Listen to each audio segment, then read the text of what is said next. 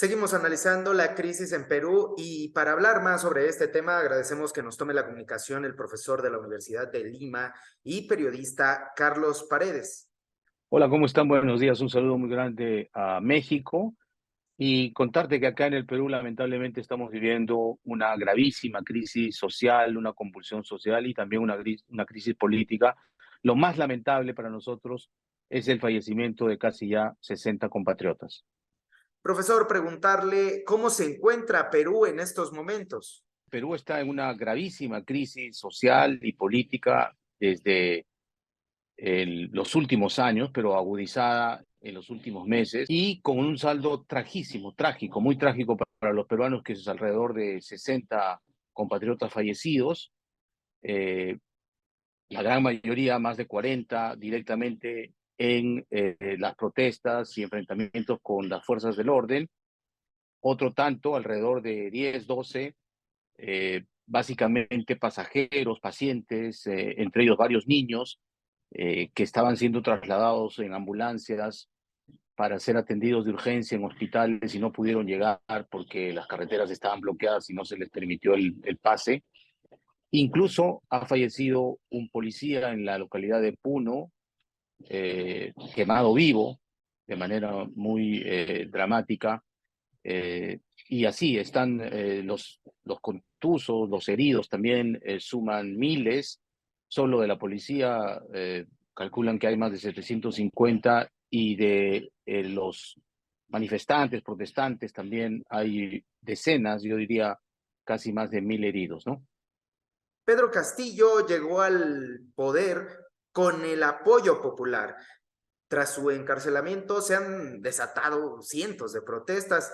Pese a su arrastre popular, no pudo concretar un gobierno fuerte.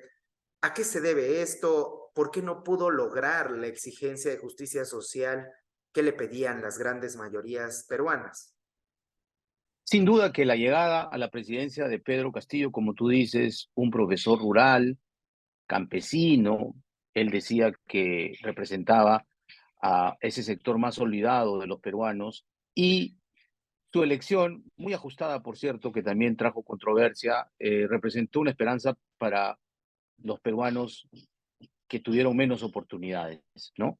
Sin embargo, su gobierno de apenas 17 meses fue una mezcla muy mala de ineptitud y de corrupción.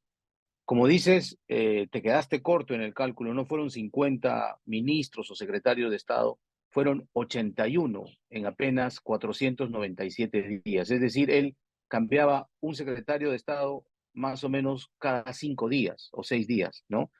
Imagínate, así no se puede hacer gestión pública, y no solamente es que había una altísima rotación de los altos funcionarios públicos, sino que eran escogidos entre gente que no tenía currículum. La mayoría tenía prontuario, es decir, tenía antecedentes penales precisamente y no habían pasado de buena manera por la administración del dinero público.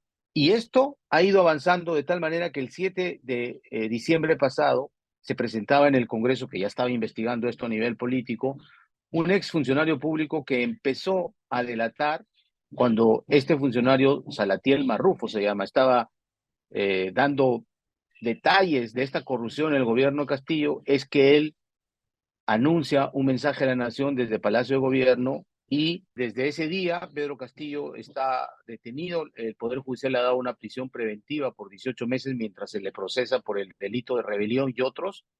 Y esto ha generado una crisis terrible porque han salido un grupo considerable de peruanos a las calles a reclamar por su libertad, con una narrativa que muchos peruanos consideramos que no es exacta. Ellos dicen que el Congreso ha dado un autogolpe al presidente, un contragolpe.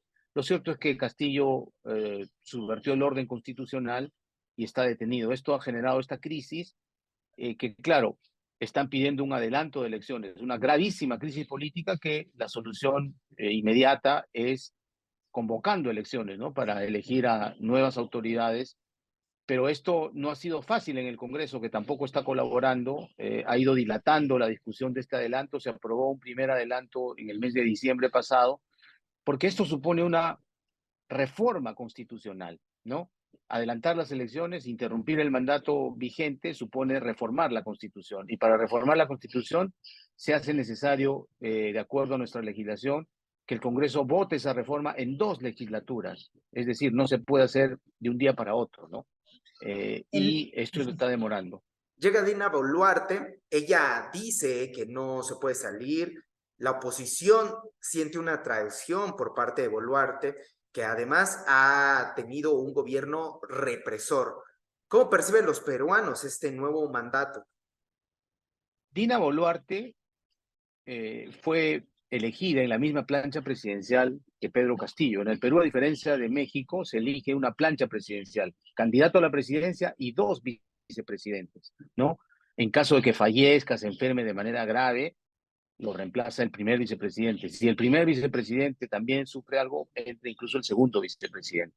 Así que Dina Boluarte fue la primera vicepresidenta de esa plancha y una vez que Castillo da el autogolpe de Estado, el Congreso lo destituye, se sucede algo que en el Perú llamamos la sucesión constitucional, es decir, la Constitución prevé que si el presidente es destituido, asume la vicepresidenta, incluso para completar el mandato. O sea, de acuerdo a la Constitución, Dina Boluarte puede gobernar el Perú sin ningún problema hasta el 2026, es cumplir los 5 años.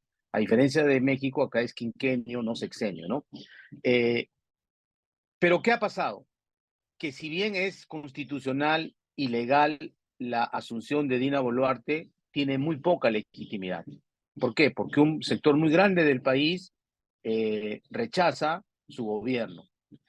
Sin embargo, hay que decir, en honor a la verdad, que Dina Boluarte, a diferencia de Pedro Castillo, sí ha formado un gabinete ministerial profesional, con gente proba, con gente con experiencia y capaz en cada una de sus carteras, ¿no? Incluso algunos dicen que es un gabinete muy técnico y le falta algunos operadores políticos, ¿no? Sin duda, el peso más fuerte que opaca su gobierno son los fallecidos por las protestas callejeras, ¿no? No es fácil para un gobierno administrar gran cantidad de muertos, pero también hay que decir que si bien hay muchos peruanos que salieron a protestar legítimamente, ¿no? Eh, y de manera pacífica, ha habido también muchísimos violentos que han salido a atacar con métodos terroristas a las fuerzas de seguridad. ¿Qué pasaría si la presidenta Dina Boluarte dimite?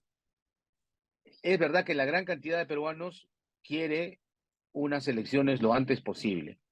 Y de acuerdo al cronograma electoral, probablemente el próximo año, el 2024 en abril, se desarrolle las próximas elecciones generales. Para eso se tiene que cumplir un calendario que supone varios meses de anticipación. Sin embargo, todavía hay una presión. Nadie da por seguro que si la presidenta no renuncie pueda llegar hasta el 2024 como liderando el país.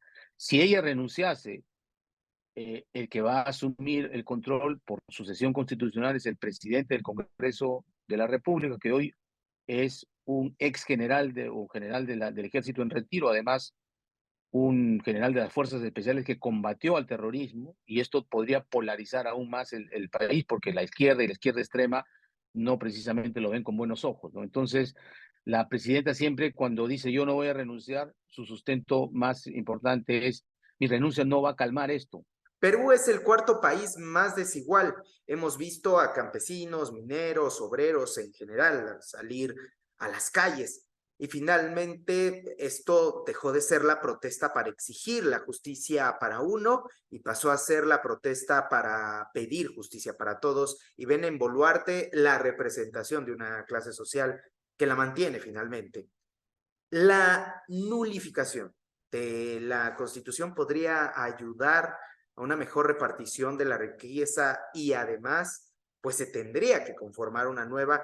¿Cómo se plantean este asunto? ¿Cómo lo analiza, profesor? Sí, es una pregunta interesante. Fíjate, el Perú tiene, como te he dicho, 200 años de vida independiente. Es verdad que ha habido un grupo de peruanos, sobre todo de provincias, que ancestralmente ha sido desatendido. El Perú es un país muy centralista. En la ciudad de Lima vivimos un tercio de la población nacional, es decir, 11 millones sobre 33 millones de habitantes que somos, ¿no? Eh, y el 70% de la economía se mueve en la capital, en Lima, ¿no? Eh, es por eso que el modelo tiende a concentrar todo en la capital y desatender a las provincias, ¿no? Sin embargo, el Perú en los últimos 30 años ha dado un avance cualitativo en cuanto a su economía, ¿no?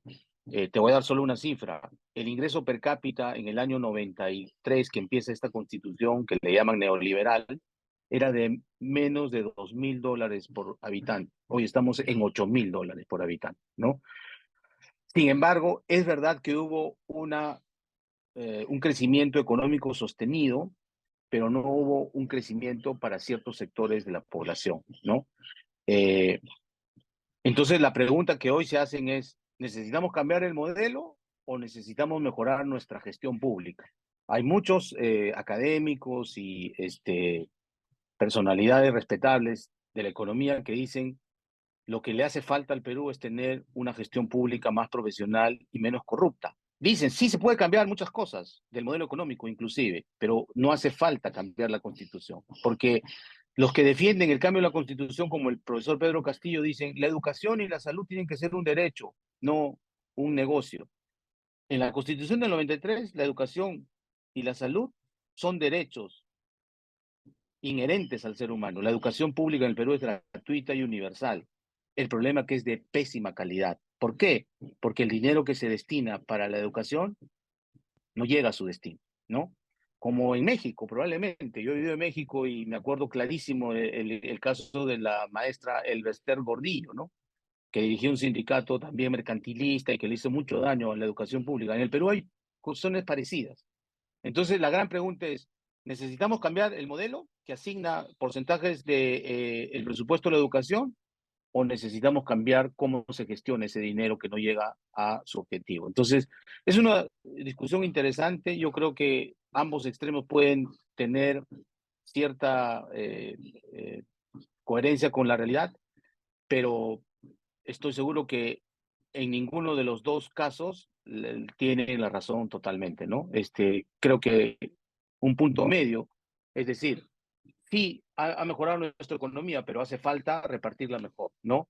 Lo más evidente es el ataque hacia los manifestantes. Amnistía Internacional exige que las fuerzas de seguridad del Estado prioricen una resolución pacífica de la situación y eviten el uso de la fuerza de forma contraria a las normas internacionales. ¿Qué está haciendo el gobierno ante esto y cuál es la salida para esta crisis? En Lima no se ha usado armas de fuego para poder controlar estas manifestaciones. Si me dices qué es lo que se ha podido avanzar, sí, efectivamente, las recomendaciones de los organismos de derechos humanos, de la propia sociedad civil peruana, ha hecho que la policía tome ciertos protocolos y se evite, en la medida de lo posible, más muertos, ¿no? Que eso es lo que lamentablemente está ensangrentando al país. Entonces, la gente está presionando para que el Congreso agilite. Hay que decirle, el Congreso no ha estado a la altura de su responsabilidad. La gran mayoría de congresistas quiere entornillarse en su curul, quiere quedarse hasta el 2026 porque probablemente no quieren perder sus sueldos muy grandes ni sus privilegios, pero yo creo que por ahí va la salida, por un diálogo, ver una agenda, ir trabajando en eso y después hacer de inmediato lo que se llama el cronograma de próximas elecciones para que las nuevas autoridades puedan tomar las riendas de un país distinto, ¿no? Profesor, hay videos en redes sociales donde se muestran asesinatos con armas de fuego por parte de militares, que fue Sí, en eso contra de las sucedió manifestaciones. en la localidad de Ayacucho el 10 de diciembre, cuando se intentó tomar el aeropuerto de la ciudad y ahí no fueron policías, fueron miembros del ejército, militares, los que cuidaban esa instalación porque se considera un activo crítico. Naciones Unidas dice, y no lo digo yo, que tomar un aeropuerto es un acto terrorista, ¿ok? Y lo estaban haciendo de manera absolutamente violenta. Es verdad que la respuesta fue también violenta, indiscriminada, Y eso se tiene que investigar, se tiene que individualizar a los responsables, porque sí ha habido 10 fallecidos con proyectil de bala de arma de fuego, ¿no? Eso es de parte de los militares. En Lima, que es la ciudad capital, hay ya 3 o 4 semanas consecutivas de manifestaciones. Se ha producido lamentablemente un fallecido, pero ya quedó demostrado que ha sido por el impacto de una bomba lacrimógena que desafortunadamente se disparó muy cerca a esta persona y le cayó por la parte de la cabeza atrás y lamentablemente falleció. Yo diría que lamentablemente esta situación nos está haciendo enfrentar entre peruanos. Los policías son peruanos también, son gente de familias humildes muchas veces, porque son los suboficiales los que van a reprimir estas protestas. Muchas gracias por tomarse el tiempo para platicar con nosotros y analizar este tema.